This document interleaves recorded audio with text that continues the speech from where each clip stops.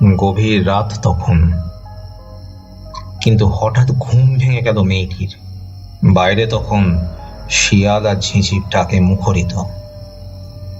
তবে বাইরের সেই সব নিত্য আওয়াজের জন্য ঘুম তার ভাঙেনি, ভেঙেছে অন্য একটি ভয়ঙ্কর কারণে।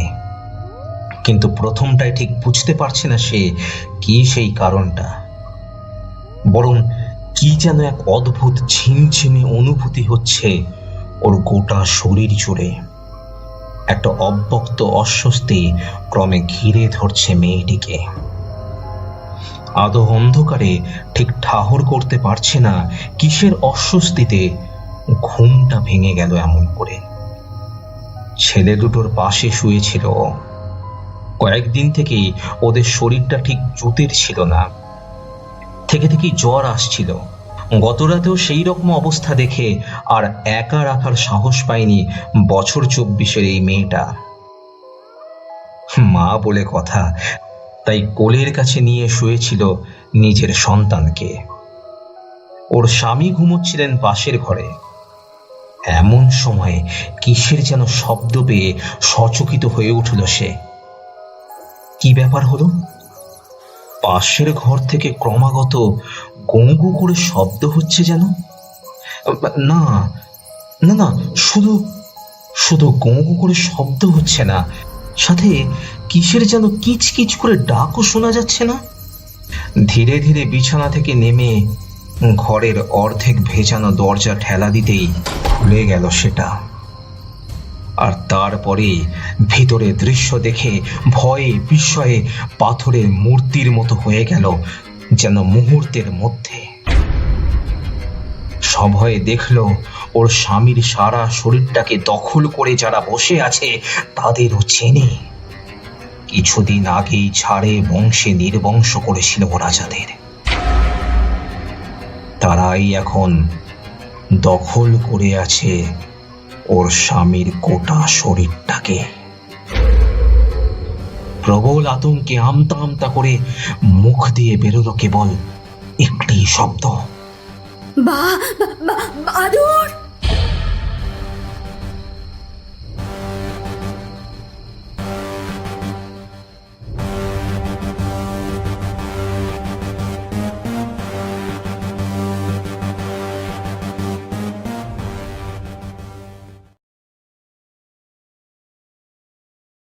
কথাগুলো মনে করলে এখনো আমার গায়ে কাঁটা দেয়।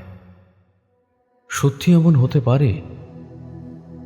সেবার চোখে না দেখলে কথাগুলো বিশ্বাস করতাম না কখনো। আমার ঠাকুর দেবতার ওপর ভক্তি শ্রদ্ধা ততটা ছিল না, বরং কেউ আমার সামনে দেব মাহাত্ম্যর বিষয় তুললে এক প্রকার ঝগড়া হয়ে যেত তার সাথে। চিরকালে আমি অতিভক্তি বা দেবদেবীদের প্রতি অতিশয়োক্তির বিরোধিতা করে এসেছি, কিন্তু আমি নাস্তিক নই। তবে অতিরিক্ত কোনো জিনিসকেই আমি পছন্দ করিনি কোনো কালই। তবে সেবার যে গল্প আমি দক্ষিণ ভারতে গিয়ে কাজের সুবাদে শুনি এবং চাক্ষুষ প্রত্যক্ষ করি, তাতে আমার গতানুগতিক চিন্তাধারার একগুঁয়েতে চিড় ধরেছে। সেই দৃঢ়চিত্ত মানসিকতা কোথাও যেন একটু নড়ে গেছে। ব্যাপারটা শুরু থেকেই বলি। তবে সেটা ছিল ঘোর বর্ষাকাল। তামিলনাড়ুর মাদুরাই জেলার অন্তর্গত আয়ান কোট্টাইয়ে তুমুল বৃষ্টি নেমেছিল। দুপুরের খাওয়ার জন্য যে পাইস হোটেলটায় এসে বসে আছি, তার টিনের শেডে চড়বড় করে আওয়াজ হচ্ছিল মুষলধারে বাড়ি বর্ষণের জন্য। বেঞ্চে বসে বৃষ্টি স্নাত পরিবেশকে উপভোগ করছি। এমন সময় কলা পাতায় ধোঁয়া ওঠা ইডলি আর কুঁদরির সবজি দিয়ে গেল বালা, এই হোটেলের চটপটে এক ছোকরা চাকর। সেই একই সবজি আর পোষাচ্ছিল না বলে মাটন কলম্বো মানে মাটনের ঝোল আনতে বললাম। তারপর কুঁদরিটা সাইড করে ইডলি ভেঙে নিয়ে মাটন কলম্বে ডোবালাম। সাদা ইডলিকে রাঙিয়ে দিল গরম গরম নাল্লি মটনের ঝোল। আলতো করে চটকে মেখে মুখে চালান করে টিঙ্কাম্মার দিকে তাকালাম। টিঙ্কাম্মার আঁশফুলের মতো সর পড়া চোখে কোনো অভিব্যক্তি দেখতে পেলাম না, শুধু তার হাতের শিরাগুলো একবার ফুলে উঠে আবার থিতিয়ে গেল। না না না না, এভাবে হবে না। ব্যাপারটা আর একটু বুঝিয়ে বলি। আমাদের সাইট মাদুরাইয়ের এই প্রত্যন্ত গ্রামে। নেহাত চাকরির ব্যাপার, তাই বাধ্য হয়ে ঠেকায় পড়ে এখানে আসতে হয়েছে। এখানে সব থেকে বড় হোটেলের মালিক টিঙ্কাম্মা। রোজ সেখানেই খেতে যেতাম, আর আম্মাকে দেখতাম বসে বসে পান চিবোচ্ছেন। খাওয়ার পর লোকজন সবাই তাকে প্রণাম ঠুকে যেত। বয়স্ক মানুষটি ক্যাশেই বসতেন। আম্মার সঙ্গে আমার দারুণ খাতির গড়ে উঠেছিল। মানুষটি আমাকে জোর করে হাফ বয়েল ডিম, এগ চাপমুন্ডি ইত্যাদি খাওয়াতেন। মাঝে মাঝে আমার জন্য তাক্কিলি রাইস আম্মা নিজের হাতে মেখে দিতেন। সাধারণত খুব ভালো আর প্রিয় খরিদ্দারকে আম্মা এমন করেই খাওয়ান, এমনই শুনেছিলাম। আমার সঙ্গে আমার এই সম্পর্কটা হয়েছিল কিন্তু বেশ অদ্ভুতভাবে।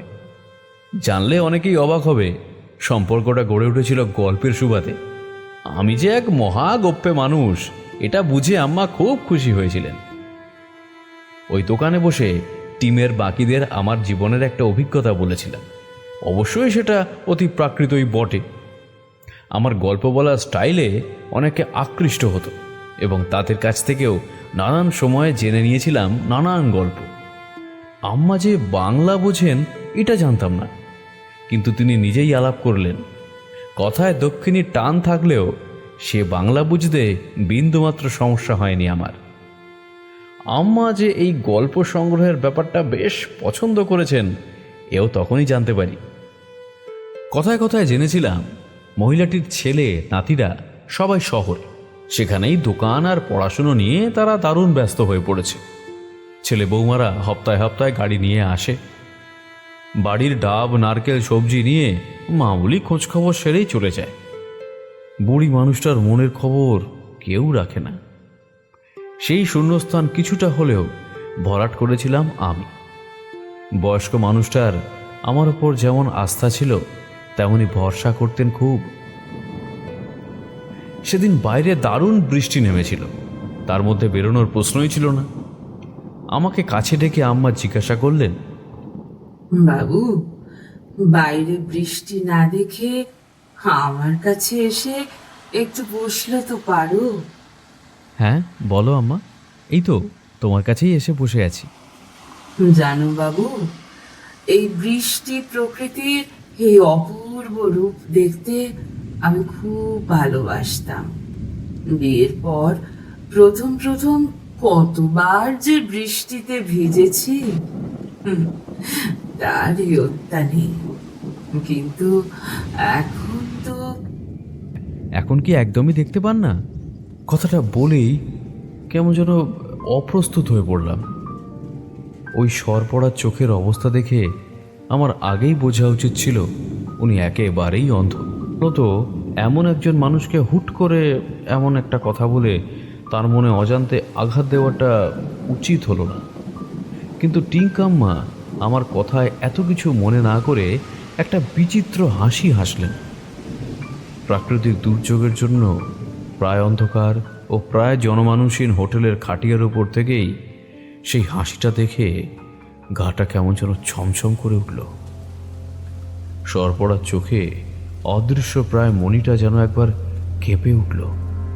তারপর হাতড়ে হাতড়ে আমার হাতটা ধরে টিঙ্কাম্মা ফিসফিস করে হিসিসে গলায় বলে উঠল, লোভ, লোভ কতখানি ভয়ানক তোমার কোনো ধারণা আছে বাবু?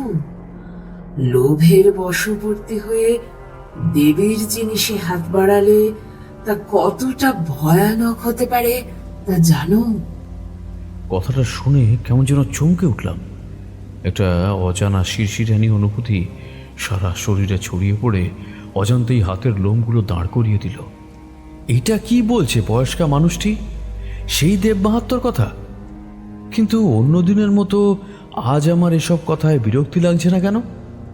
বিরক্তির বদলে একটা ভয় কেন মাথা চাড়া দিচ্ছে মনের মধ্যে। আমতা আমতা করে বললাম, দেবীর জিনিস মানে কি বলতে চাইছেন টিঙ্কাম্মা? আর লোভ কতখানি ভয়ানক কি দেখেছেন আপনি? অনেক অনেক কিছু করেছি, যে মারাত্মক পাপেই আজ আমার এই দশা। আমার কৃতকর্মের জন্যই ভয়ঙ্কর অভিশাপে অভিশপ্ত জীবন কাটাচ্ছি আমি। আর আর একজন। কি হয়েছিল আমায় বলবেন টিঙ্কাম্মা? আমি জানতে চাই কি এমন পাপ করেছিলেন যার অভিশাপে আপনি আজ অন্ধ? যে পাপ করেছিলাম এখন বুঝতে পারি, সে পাপের কোনো ক্ষমা হয় না। শুধু যে এই সামান্য অভিশাপে তিনি ক্ষান্ত, সেটা আমার পরম সৌভাগ্য। আসলে আমার মা ছিলেন একেবারে নির্বিরোধী, সংসার সর্বস্ব মানুষ। সংসারের বাইরে কিছু নিয়েই তিনি মাথা ঘামাতেন না। ফলে মদ আর জুয়ে বাবা সব সম্পত্তি উড়িয়ে দিচ্ছেন দেখেও তিনি কিচ্ছু বলেননি। আর বললেই বা শুনতো কে তখন? তখনকার সমাজ এখনকার মতো তো এত উদার চেতা ছিল না। নারীরা তখন কেবল সংসার সামলাতো, পরিবার পরিজন সম্পত্তি কিংবা সমাজের কোনো বিষয়ে তাদের কোনো মতই গ্রাহ্য করা হতো না। তবে আমার জন্মের পর বাবার হুঁশ ফিরেছিল, কিন্তু তখন তার কাছে সম্পত্তি বলতে ছিল কটা নারকেল, খেজুর আর কলার বাগান। যৌবনে বাবা বেশ কিছুদিন বেঙ্গলি রাইস মিলে কাজ করেছিলেন। সেখান থেকে শেখা পাতলা গুড় আর পাটালি তৈরির বিদ্যাই তখন কাজে লাগলো। এইসব অঞ্চলে বেঙ্গলের মতো অমন সুন্দর গুড় হয় না।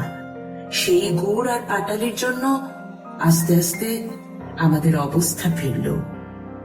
গুড় জাল দেওয়াই হলো গুড় তৈরির আসল ধাপ। এই বিশেষ প্রক্রিয়াটি বাবা কিন্তু কারো সঙ্গে ভাগ করে নিতে চাননি। তাই বাবার সঙ্গে গাছ কাটা, রসের হাড়ি নামানো, গুড় বানানো এসব আমিই করতাম।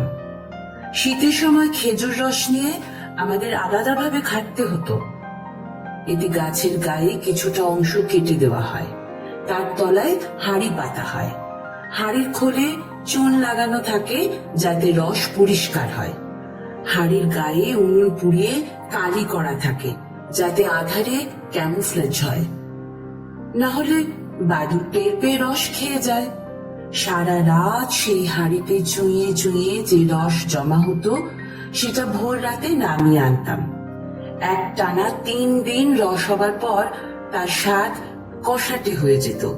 তখন সেই রস এনে গুড় করতাম না, বরং বেলা অব্দি হাড়ি গাছেই রাখতাম। রোদে রেখে গেঁজিয়ে নিলে মিঠে কষায় সে এক স্বর্গীয় স্বাদ হতো। এতে সুবিধা হলো দেশি মদ বানানোর মতো পুলিশ কি আইনের চোখ রাঙানি নেই।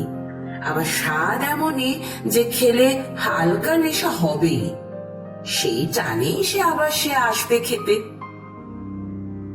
আমি আর বাবা রাতে গাছ চাঁচতে যেতাম, কিন্তু এই ব্যাপারে একটা বিশেষ নিয়ম মেনে চলা হতো। বাবা সব সময় আমার তুলনায় 1 ঘন্টা আগে বেরিয়ে যেতেন। তিনি গাছতলায় অপেক্ষা করতেন। তারপর 1 ঘন্টা বাদে আমি বাড়ির এক ঝি বা মায়ের সঙ্গে সেই গাছতলায় যেতাম। বাবা আগের এই 1 ঘন্টা ঠিক কি করতেন তা আমার অজানা ছিল। এ ব্যাপারে বাবার কঠোর নির্দেশ ছিল, তাই আমরা কোনোদিন বিষয়টার মধ্যে ঠিক কি রহস্য লুকিয়েছিল জানতে পারিনি। আরো বড় দুর্ভাগ্যের বিষয় হলো হঠাৎ স্ট্রোক হয়ে মৃত্যুর ফলে বাবা পরবর্তীকালে আমাকে এ নিয়ে কিছু বলেও যেতে পারেননি। তবে বাবার এই বিশেষ ব্যাপারটা নিয়ে আমার কৌতূহলের অন্ত ছিল না। বিষয়টা নিয়ে আরো জানার আগ্রহ বেড়ে যায় যখন আরো কয়েকটা নিয়ম কঠোরভাবে মানতে বলা হলো। নিয়মগুলো ছিল যেমন অদ্ভুত তেমনি রহস্যাবৃত। এই যেমন শুধুমাত্র ভোর রাতেই আমরা গাছতলায় যেতে পারবো, কিন্তু দিনের বেলায় ওই গাছতলার আশেপাশে যাওয়ার উপরেও কড়া নিষেধ ছিল। আরো একটা ব্যাপারে খুব কড়া আদেশ ছিল আমার উপর। খেজুর বাগানের মধ্যেই একখানা পুরনো অশ্বত্থ গাছ ছিল। গোটা চারেক খেজুর গাছের জায়গা নিয়েছিল ওই একটা গাছই। তার উপর সেই গাছে ছিল বাদুড়ের বাসা, কিন্তু বাবা সেই গাছটা কাটতে দিতেন না। তাছাড়া 3টে গাছে রস কাটার বন্দোবস্ত থাকলেও তার থেকে হাড়ে নামানো হতো না। পাখিদের জন্য রাখা ছিল সেই গাছ। বাবা মারা যাওয়ার সময় বিড়বিড় করে শুধু এই নিয়মগুলোই মনে করিয়ে দিয়েছিলেন। জানি না মৃত্যুকালে তিনি কিছু আঁচ করতে পেরেছিলেন কিনা, তবে ততদিনে আমাদের রসের সুনাম বহুদূর পর্যন্ত ছড়িয়ে পড়েছে। বিক্রিবাটা ঠিকই চলতে লাগলো বলে বাবা মারা যাওয়ার পর আমরা দিশেহারা হয়ে পড়িনি, বরং আস্তে আস্তে ব্যবসার হাল ধরেছিলাম। ততদিনে এক বাঙালির সঙ্গে আমার বিয়ে হয়েছিল। এই মানুষটির সঙ্গে বাবার পরিচয় হয়েছিল প্রথম জীবনে, বাংলায় কাজ করতে গিয়ে। তার কাছ থেকে বাবা কাজ শিখেছিলেন। দূরত্বের গণ্ডি পেরিয়ে বন্ধুত্ব মজবুতই ছিল, আসা যাওয়া তো ছিলই। পাটকাঠি, গাছের চারা ইত্যাদি দেওয়া নেওয়া সবই চলত। বিয়ের মাধ্যমে এই সম্পর্ককে পোক্ত চেহারা দেওয়া হয়েছিল। সে সময় গাঁয়ের মানুষ বাবাকে একঘরে করার ভয় দেখিয়েছিল। সে সময় জাতপাত বা সামাজিক কুসংস্কারাচ্ছন্নতা বিষয়টা ছিল বড্ড প্রকট। কেউ স্বজাতি বাদে অন্য জাতিতে বিয়ে শাদী করলে সমাজের মাথারা হয় সেই পরিবারকে গ্রাম ছাড়া করত, নয়তো তাদের একঘরে করত। বাবাকেও এই বিয়ের জন্য কম ঝক্কি পোহাতে হয়নি, কিন্তু পরে কালের নিয়মে সবই ঠিক হয়ে যায়। বাবার বয়স হয়ে যাচ্ছিল বলে আমরা তিনজন একসঙ্গে রস আনতে যেতাম, তবে নিয়ম সেই একই ছিল। বাবা আগে যেতেন, আর 1 ঘন্টা পর আমি আর আমার স্বামী মোপেডে চেপে রওনা দিতাম। বাগানের 5 মিটার আগেই আমরা নেমে পড়তাম, তারপর হেঁটে বাগানে ঢুকতাম। বাগান উঁচু প্যাকাটি আর রামচিতা জাতীয় লতা গাছের বেড়ায় ঢাকা থাকতো বলে সহজে দেখা যেত না। বাইরে থেকে লোকজন কিছুই দেখতে পেত না। আমরা 5 ব্যাটারি টর্চ নিয়ে ঢুকতাম। সেই আলো ফেলে রস পাড়া হতো। কখনো ওই 3টে গাছের দিকেও আলো মারতাম। দেখতাম কি সুন্দর চকচকে করে নিগোনো ওই 3টে গাছের তলা। বুঝতে পারতাম বাবা এসে ওই গাছের তলায় কিছু করেছেন, কিন্তু সেটা দেখার মতো কিছু পড়ে থাকতো না। বাবাও কখনো বলেননি তিনি ঠিক কি করতেন। চুপচাপ রসের হাড়ি নামিয়ে বাগানের বাইরে রাখতাম। মোপেডে চাপিয়ে 2-3 ক্ষেপে সেগুলো বয়ে আমরা ঘরে নিয়ে যেতাম। বাবা বলতেন, শোন মা, আমি যেমন আগে যাই, আর বাগানে যে গাছগুলো পাখিদের জন্য রস রাখা থাকে সেগুলোর দিকে কোনোদিন হাত বাড়াস না। দেবী মার কৃপায় আমাদের অবস্থা ফিরেছে। কিন্তু বাবা, প্রতিবার এভাবে রেখে দিলে আমাদের তো অনেক ক্ষতি হয়ে যাচ্ছে, তাই নাকি বাবা? মাঝে মধ্যে চাহিদা বড্ড ভয়ঙ্কর বস্তু রে মা। যেটা তোর সামান্য চাহিদা বলে মনে হচ্ছে, সেটা কখন লোভে পরিবর্তিত হবে বুঝতেই পারবি না। আর একবার লোভ মনে জায়গা করলে কত বড় সর্বনাশ হবে তা তুই ভাবতেও পারবি না রে। হ্যাঁ মারে, আমাদের আগের অবস্থা যা ছিল এখন তার থেকে অনেক ভালো আছি রে। আমি যা বললাম মনে রাখিস, ভুলিস না যেন। বাবার সে কথাগুলো ঠিক কতটা গুরুত্বপূর্ণ ছিল সেদিন বুঝিনি।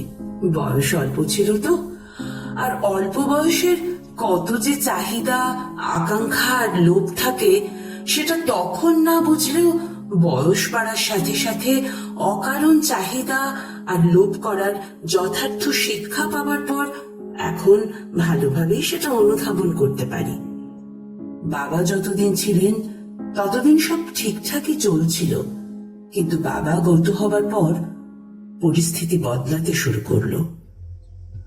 সবকিছুর দায়িত্ব নেবার কিছুদিন পর আমি আর আমার স্বামী হিসেব করে দেখলাম ওই 3টে ছেড়ে রাখা গাছের জন্য প্রায় প্রতিদিন 300 টাকা করে লোকসান হচ্ছে। তার উপর অশ্বত্থ গাছটিকে সরিয়ে নতুন 3টে গাছ লাগানো হলে দৈনিক 600 টাকা অব্দি মুনাফা বেড়ে যাবে। তখনকার সময়ে অঙ্কটা শুধু দুর্দান্ত নয়, লোভনীয়ও বটে। বাবার কথাকে অগ্রাহ্য করে পাখিদের জন্য যে 3টি গাছ আলাদা রাখা ছিল, প্রথমে আমরা ওই 3টে গাছ থেকে রস সংগ্রহ করা শুরু করলাম। তারপর অশ্বত্থ গাছটার দিকে হাত বাড়ালাম। তাতে সমস্যা হয়ে দাঁড়ালো ওই গাছে বাস করে থাকা বাদুড়ের দল। গাছটি কাটতে গেলে আগেই বাদুড়দের সরাতে হবে। এতদিন যা হয়নি এবার তাই হলো। আমাদের বাগানে বাইরের লোক হিসেবে কাঠুরেরা এলো। দুদিন সব দেখে শুনে তারা বলল, রাতে গাছ কাটতে হবে, দিনের বেলায় বাদুড়রা গাছে থাকলে গাছ তো কাটা যাবে না। দড়ি দড়া দিয়ে টান করিয়ে দিল তারা। তারপর রাতের প্রথম প্রহরে সবাই হাজির হলো। পেট্রোম্যাক্স, হ্যাজক এসব আগেই জোগাড় করে রাখা হয়েছিল অবশ্য। বাগানে ঢুকেই একটা প্রচন্ড কিচকিচ আওয়াজ পেলাম, যেন 10 তার হাড়ির উপর ছুরি ঘষছে কেউ। কান ঝালাপালা হয়ে যাচ্ছিল, কিন্তু সেসব উপেক্ষা করে সেদিকেই এগিয়ে গেলাম আমরা। যা দৃশ্য দেখলাম তাতে স্বভাবতই গায়ের লোম খাড়া হয়ে গেল রীতিমতো। দেখলাম ভয়ঙ্কর অথচ অদ্ভুত এক দৃশ্য। সকলে অবাক হয়ে দেখলাম গোটা গাছ তখন ছেয়ে গেছে অসংখ্য বাদুড়ে। অথচ আমরা ভালো মতো জানতাম এত রাতে বাদুড় থাকে না, তাদের এটা খেতে যাওয়ার সময়।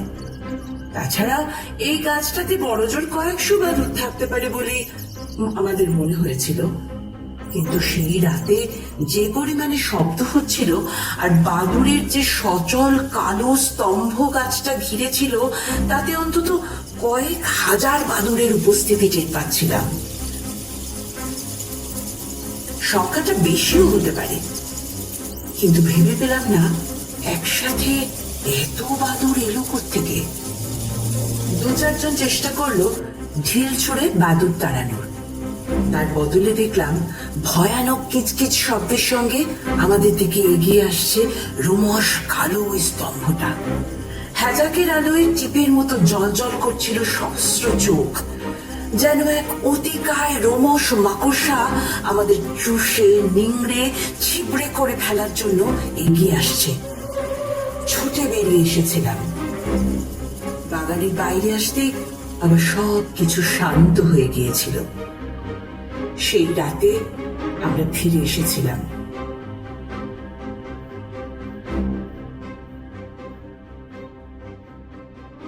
তারপর 2-3 রাত চেষ্টা করেও কিচ্ছু হলো না।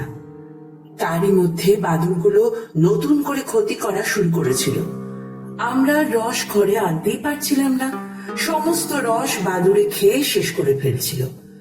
বাধ্য হয়ে একটা মরিয়া সিদ্ধান্ত নিতে হয়েছিল আমাদের। তাতে আমাদের খুব একটা সায় ছিল না, কিন্তু ক্রমাগত লোকসান দেখতে কারই বা ভালো লাগে। তাই সবচেয়ে খারাপ সিদ্ধান্তটাই নিতে হয়েছিল। সিদ্ধান্তটার খেসারত আজও আমাদের দিতে হচ্ছে, আর দিতেও হবে মৃত্যুর শেষ দিন পর্যন্ত। সেদিন সকালবেলা আমরা সবাই বাগানের বাইরে জড়ো হলাম। সঙ্গে ছিল 2 জ্যারিকেন কেরোসিন তেল। বাদুড়ের বৈশিষ্ট্যই হলো তারা সকালবেলা গাছের গায়ে ঝুলে থাকে। গাছটা থেকে হাত 2 দূরে গোল করে কেরোসিন তেল ঢেলে আগুন জ্বালিয়ে দেওয়া হলো। বাদুড়গুলো মারতে চাইনি আমরা, তাই একটু দূর থেকেই গোল করে ঘিরে আগুন জ্বালিয়েছিলাম। সচরাচর আগুনের তাত পেলে বাদুড় গাছের গোড়ায় পড়ে যায়। তারপর আমরা চলে আসতাম। পরিকল্পনা ছিল এভাবে আরো 2 দিন করলে বাদুড়রা বাসা ছাড়বে। কয়েকবার এরকম আগুনের তাতে ভয় পাইয়ে দিলে বাদুড়েরা সচরাচর সেখানে ফিরে আসে না। কিন্তু টানা 3 দিন এরকম করার পরেও বাদুড়গুলো কিছুতেই গাছ ছেড়ে গেল না। তাই শেষে 4র্থ দিন সেই ভয়ঙ্কর সিদ্ধান্তটা নেওয়া হলো। গাছের গোড়াতেই আগুন লাগিয়ে দেওয়া হলো। সে ছিল এক ভয়ানক হৃদয় বিদারী দৃশ্য। বাদুড়গুলো লাফাচ্ছিল, ঝাঁপাচ্ছিল, ছটফট করছিল আর চলছিল। জ্বলন্ত অবস্থায় বাদুড়গুলো এদিক ওদিক ছিটকে পড়ে শুকনো পাতায় আগুন লেগে যাচ্ছিল।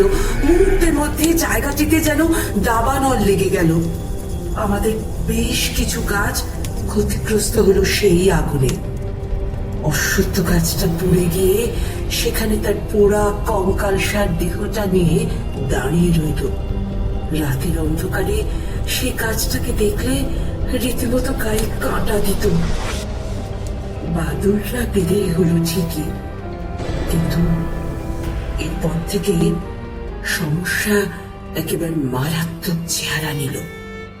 যা যা আমাদের বাড়িতে হতে শুরু করলো তাতে স্পষ্ট বোঝা গেল এর পিছনে আছে কোনো অতি প্রাকৃত শক্তি। আমাদের বাড়িতে 8খানা দুধের গাভী ছিল, আর ছিল বিশাল একখানা ষাঁড়। উত্তম সন্তানের আশায় অনেকেই গরু নিয়ে আমাদের ষাঁড়ের কাছে পাল দেওয়াতে আসতো।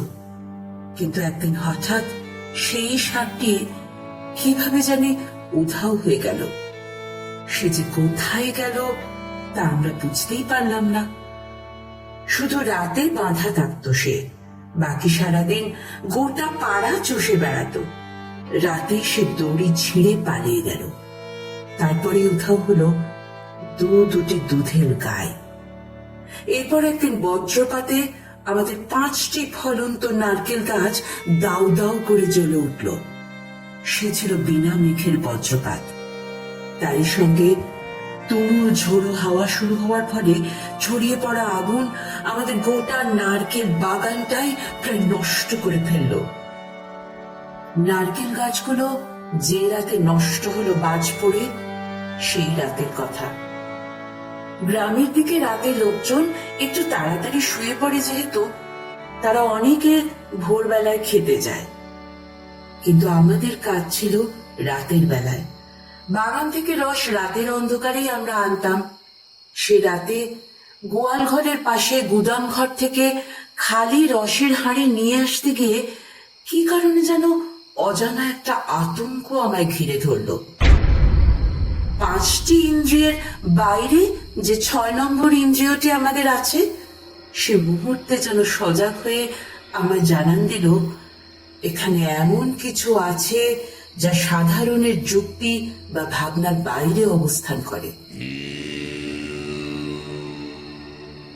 কাঠের দরজাটা শিকল ধরে কোনো মতে আমার বাঁদিকে তাকিয়ে দেখলাম, আর সাথে সাথে আমার হৃৎপিণ্ডটা তড়াক করে লাফিয়ে উঠে মনে হলো যেন গলার কাছে এসে আটকেছে। বাঁ পাশের ফাঁকা জমির উপরে বাজে পুড়ে যাওয়া নারকেল গাছ থেকে উল্টো করে ঝুলে আছে একটা বিশাল আকারের বাদুড়। না, গ্রামের মেয়ে হবার জন্য বাদুড় আমি অনেক দেখেছি, কিন্তু এই বাদুড় আমার চেনা বাদুড়ের মতো নয়, একেবারেই নয়। লম্বায় প্রায় 8 থেকে 9 ফুটের বেশি, কালো কুচকুচে প্রাণীটার লাল অঙ্গারের মতো জ্বলন্ত 2 চোখের দৃষ্টি নিবদ্ধ রয়েছে ঠিক আমারই উপর। সে চোখ থেকে ক্রোধ আর প্রতিশোধের আগুন ঝরে পড়ছে ক্রমাগত। ওই দৃষ্টি যেন আমায় সম্মোহিত করে চিৎকার করার সামান্য শক্তিটুকুও যেন লোপ পেয়ে গিয়েছিল। কিন্তু হঠাৎ যে নারকীয় দৃশ্য দেখলাম তাতে একটা আমার জড়তা মুহূর্তে যেন উবে গেল। দেখলাম বাদুড়টা সেই বিশাল দেহটা যেন মুহূর্তে খণ্ড খণ্ড বিভক্ত হয়ে তীর বেগে ছুটে আসলো আমার দিকে। প্রবল ভয়ে আর আতঙ্কে চিৎকার করে মাটিতে পড়ে গেলাম। বোধহয় জ্ঞান হারিয়েছিলাম। জ্ঞান যখন হলো তখন সকাল হয়ে গেছে। আমার স্বামী আমার মাথার গোড়ায় বসেছিলেন চিন্তান্বিত মুখে। গত রাতে যে ভয়ঙ্কর দৃশ্যটা দেখেছিলাম তা এখনো চোখের সামনে ভাসছে, স্পষ্ট যেন সবকিছু। হঠাৎ উঠোনে একটা পুরুষালী ভয়ার্থ কণ্ঠের শব্দে আমরা সচকিত হয়ে উঠলাম। ভয়ে ভয়ে বাইরে আসার সাথে সাথেই টিঙ্কা, ও টিঙ্কা, এই তোমরা তোমাদের ওই গরুগুলো খুঁজছিলে না? আরে ওই পাশের পাড়ার দিঘির পাড়ে ওরা পড়ে আছে গো, শরীরে কোনো প্রাণ নেই। সে কি, কি করে হলো এসব? কে মারলো ওদের? সে আমি কি করে বলবো, তবে একটা কথা বলি তোমায়, দেখতে সাপের কামড়ে মারা গেছে বলে মনে হলেও আদৌ কিন্তু তা নয়। মানে? বিষে যদি মরতো তাহলে ওরকম কঙ্কাল সারতো হতো না। আরে প্রাণী দুটো শরীরে এক ফোঁটা রক্ত নেই গো, এক ফোঁটা রক্ত নেই। মনে হচ্ছে কিসে যেন ওদের শরীর থেকে সমস্ত রক্ত চুষে খেয়েছে। ওই শরীর নিয়ে ছুটে গেলাম দিঘির পাড়ে। লোকটি কথাগুলো একদম সত্যি বলেছে। বাড়ি থেকে এক ক্রোশ দূরে দিঘির পাড়ে আমাদের দুধের গাইগুলো নিথর রক্তশূন্য ও কঙ্কাল সার শরীর দুটোকে দেখতে পেলাম। তাদের গলকম্বলে সর্প দংশনের মতো ক্ষত ছিল, অথচ বিষের লক্ষণ সেভাবে শরীরে ফুটে ওঠেনি। পরে লোকজন দেখে বলল এটা অন্য কিছু কামড়ানোর ক্ষত। কথাগুলোর সত্যতা তখন প্রকাশ পেল যখন গুহাটা থেকে মৃত গরুর চামড়া ছাড়াতে আসা কসাইগুলো চাপা স্বরে গুঞ্জন শুরু করলো, এ কোনো সাপের কামড়ে মৃত্যু নয়। সাপ আর যাই করো, রক্ত চুষে শরীরটাকে এমন ছিবড়ে তো করবে না। তবে কি ওই নিশাচর প্রাণীগুলোই যারা কাল রাতে আমাকে তাড়া করেছিল? বাদুড়। মাঠে তখন ধান ভর্তি। কিছু বেশি উপার্জনের জন্য ধান গাছের ফাঁকে ফাঁকে কড়াই গাছ লাগানো হয়েছে। কড়াইশুঁটি পেকে গেছে, হপ্তাখানেক পরে ঘরে ফসল উঠবে। আমাদের পাশে আরো ক্ষেত ছিল, কিন্তু কোনো অদ্ভুত কারণে শুধু আমাদের ক্ষেতে দাঁতাল শুয়োরের আনাগোনা বেড়ে গেল। এমনিতে ভুট্টা ফলনের সময় নয়তো কলা বাগানেই তারা উপদ্রব করত। প্রাকৃতিক দুর্যোগ না হলে আমরা চাষের ফসল নির্বিঘ্নে ঘরে তুলতাম, কিন্তু সেবার তা হলো না। শুয়োরের জন্য সমস্ত ফসল তছনছ হয়ে গেল। আমাদের পথে বসার মতো অবস্থা হলো দেখে চিন্তান্বিত মুখে আমার স্বামী বললেন, টিঙ্কা, টিঙ্কা, কি থেকে যে কি হয়ে গেল আমি তো কিছুই বুঝতে পারছি না। আমি পরিষ্কার বুঝতে পারছি, আমরা আমরা কোনো কিছু ভয়ঙ্কর অভিশাপে শাপগ্রস্ত হয়েছি। কিন্তু কিসের জন্য, কি এমন করেছি যার জন্য এমন অভিশাপগ্রস্ত হলাম? কি করেছো? এখনো বলছো কি করেছো? তুমি কি সত্যি বুঝতে পারছো না কিসের জন্য এসব হচ্ছে? আরে আরে অবান্তর কথা বলছো তো তুমি। জানলে কি আমি তার ব্যবস্থা করতাম না আগে? কি ভাবো কি তুমি আমাকে? আমাদের কাঠুরেরা সকলে একে একে মারা যাচ্ছে, সে খবর তুমি রাখো? দেখো টিঙ্কা, মাথায় এমনিতেই বিগড়ে আছে, এর মধ্যে অহেতুক বাজে কথা বলে আমার আমার মাথাটাকে গুলিয়ে দিও না। কথা বলতে যদি ভালো না লাগে তাহলে দয়া করে চুপ করে থাকো। উনি আরো কিছু বলতে যাচ্ছিলেন, এমন সময় পাশের ঘর থেকে কান্নার শব্দ শুনে দৌড়ে ভিতরে গেলাম। দেখে আমার ছেলে দুহাতে পেট চেপে কাটা পাঁঠার মতো ছটফট করছে। কাছে গিয়ে বুঝতে পারলাম ওর অসম্ভব পেটে যন্ত্রণা করছে। সেই শুরু হলো অসুখের। এরপর একে একে আমাদের বাড়ির সবাই অসুস্থ হতে শুরু করলো। আমার মা শয্যাশায়ী হয়ে পড়লেন, আমার সন্তানেরা সবাই অসুস্থ হয়ে বিছানা নিল। ধার দেনা করেও সবার যথাসম্ভব চিকিৎসার ব্যবস্থা করলাম, কিন্তু কিছুই হচ্ছিল না। তার সঙ্গে পাল্লা দিয়ে বাড়ছিল বাদুড়ের উৎপাত। বাড়ির আশেপাশে গাছগুলোতে বাদুড় ভীষণ রকম বেড়ে গেল। ফাঁকা উঠোনের ভিতর দিয়ে বাদুড়ের দল ঘরে ঢুকে বসে থাকতো। এমনকি রান্নাঘরে গিয়ে দেখতাম শয়ে শয়ে বাদুড়। বেশ বুঝতে পারছিলাম আমার ভাবনা অমূলক নয়, এক ভয়ানক অভিশাপ নেমে এসেছে আমাদের উপর। মারিয়াম্মানের কাছে হত্যে দিয়ে পড়েছিলাম, কিন্তু কিছু হচ্ছিল না। আমাদের জায়গা জমি ক্ষেত বাড়ি সব দেখতে দেখতে উজাড় হয়ে যাচ্ছিল। ভাবছিলাম আমরাও শেষ হতে চলেছি। শুধু প্রার্থনা করছিলাম ছেলে মেয়েগুলো যেন বেঁচে থাকে। সেদিন রাতে আমি সন্তানদের কাছে শুয়েছিলাম। মাঝরাতে ছোট ছেলেটা একটু ছটফট করছিল বলে ঘুম পাতলা হয়ে গেছিল। তখনই একটা কিচকিচ শব্দ পেলাম পাশের ঘর থেকে।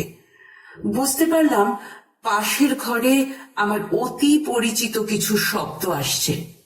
জানতাম ওই ঘরে আমার স্বামী ঘুমোচ্ছিলেন। ছ্যাঁত করে উঠল বুকটা।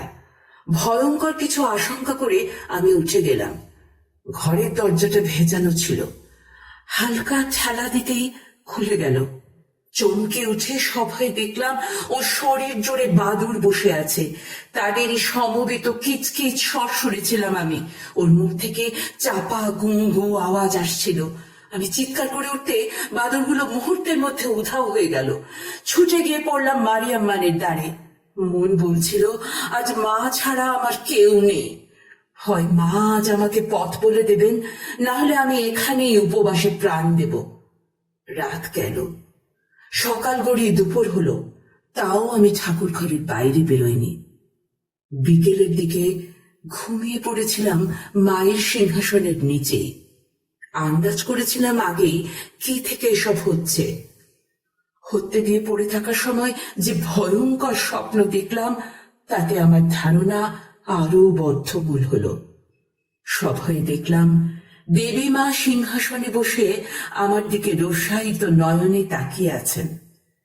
কিন্তু সেই মূর্তি মা মারিয়াম্মানের নয়, তিনি ছিলেন মা কাটেরি আম্মান, কাভাল দেবিয়ামের অন্যতমা। মাথায় যেন বজ্রাঘাত হলো। আমি যতটা ব্যাপারটা সাধারণ বিষয় বলে আন্দাজ করেছিলাম, সেটা কিন্তু ততটা সাধারণ তো নয়। নিজের উপর নিজেরই রাগ হলো।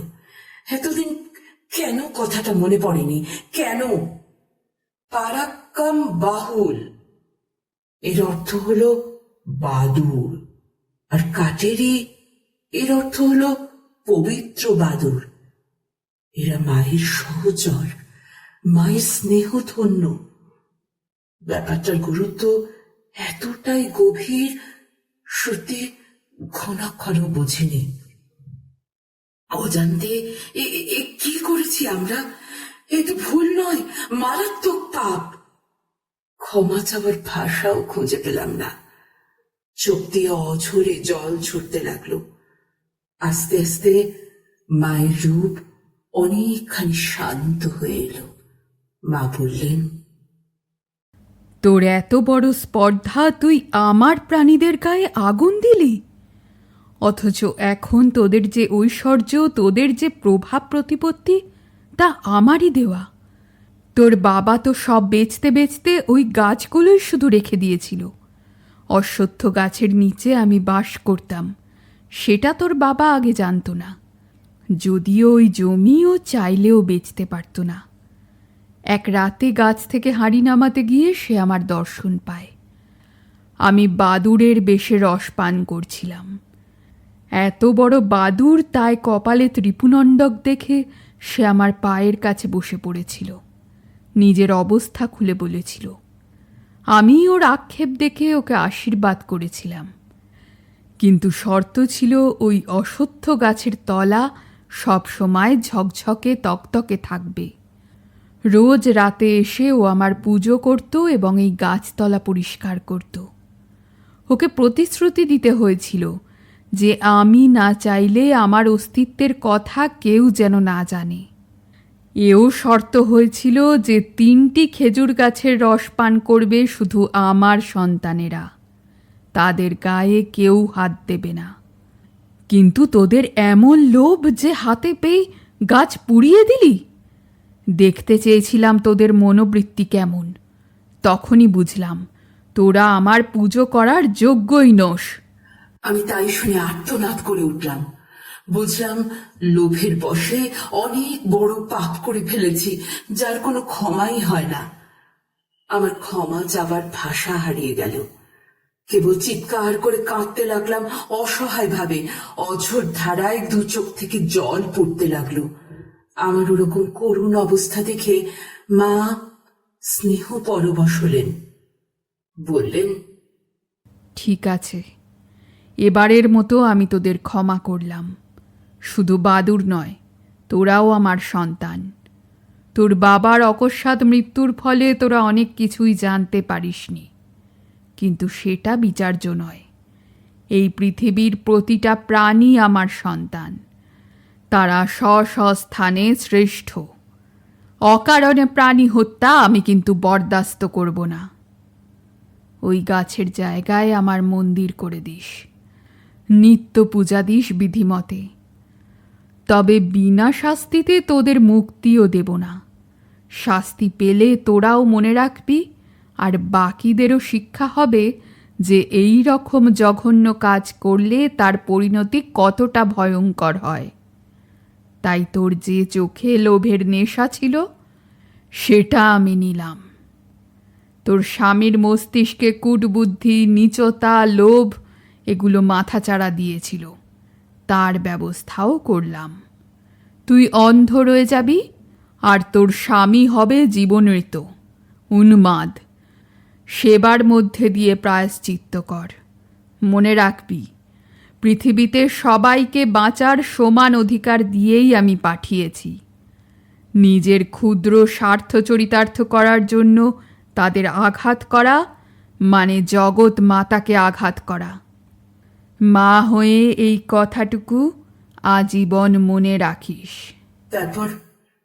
তারপর হঠাৎ করে আমার ঘুম ভেঙে গেল। দেখলাম মায়ের মূর্তির কাছে সদ্য দেওয়া ফুলগুলোর উপর ভ্রমর গুনগুন করছে। হঠাৎ দেখতে দেখতেই চোখে বরাবরের মতো আধার নেমে এলো, আর আমি কিছুই দেখতে পেলাম না। বুঝলাম সারা জীবনের মতো আমার দু চোখকে অন্ধকার গ্রাস করলো। দেবীর শাস্তি পেতে তো হবেই। এ যাত্রায় জীবন, স্বামী, সন্তানদের প্রাণে বাঁচাতে অন্তত পারলাম, এইটুকুই সান্ত্বনা। দু চোখের জল মুছে শুধু হাত দুখানি উঁচু করে মায়ের উদ্দেশ্যে প্রণাম জানালাম। সেদিনের পর আস্তে আস্তে সব কিছু ঠিক হয়ে গিয়েছিল। সবটাই অবশ্য শুনে শুনে জেনেছি, আমি তো আর দেখতে পাই না। তবে আজও বাড়ি যাওয়ার সময়। কথাটা শেষ হওয়ার আগেই এমন একটা জিনিস দেখতে পেলাম যা দেখে আমার দিনের আলোর মধ্যেও গায়ে কাঁটা দিয়ে উঠল। একটা বিশাল বাদুড় এসে টিঙ্কাম্মার পিছনে একটা দেওয়ালের কার্নিশে ঝুলে পড়ল। দিনের বেলায় বাদুড়, তাও এত বড়, আমি আগে দেখিনি। ভয় পেয়ে পিছিয়ে গেলাম। তারপর বুঝলাম স্বাভাবিক, দোকানে কারো ভাবান্তর হলো না। এরপর 2 মাস কেটে গেল, কাজ ফুরলো। ফিরে যাওয়ার আগে টিঙ্কাম্মার সঙ্গে দেখা করে প্রণাম করলাম। 2 হাত তুলে আমাকে আশীর্বাদ করলেন প্রবীণা। মায়ের প্রসাদও খাওয়ালেন। তবে বেরিয়ে আসার সময় বালা অর্থাৎ হোটেলের ছোকরা চাকরটা চুপি চুপি বলল, বাবু, একটা কথা বলবো? হ্যাঁ বল। সেদিন টিঙ্কাম্মা গল্প শেষ করতে পারেনি। মায়ের কথা মতো চলেছে বলে টিঙ্কাম্মার চোখ দুটো ওই বাদুড়ের চোখ হয়ে গেছে। ওই বাদুড় দিনেও দেখে, আর টিঙ্কাম্মা দিনের বেলা না দেখতে পেলেও রাতে কিন্তু সব দেখতে পায়।